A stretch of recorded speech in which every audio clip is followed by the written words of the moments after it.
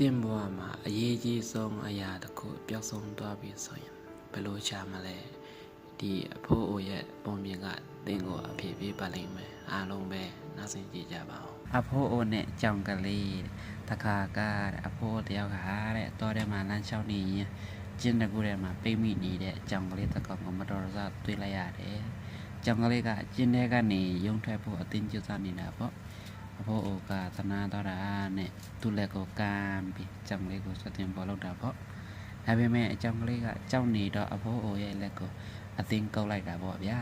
အဖိုးအိုကလည်းနာလွန်းလို့အော်ပြီးလက်ကိုပြန်ရုပ်လိုက်ရတယ်ဒါပေမဲ့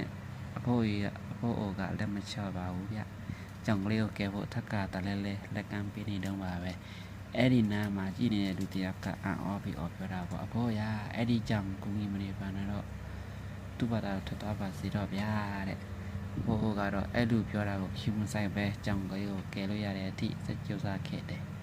ကြောင်ကလေးကလည်းလွတ်သွားရောဘိုးကအဲ့ဒီလူနာသွားပြီးတော့ဒီလိုပြောလိုက်ပါတယ်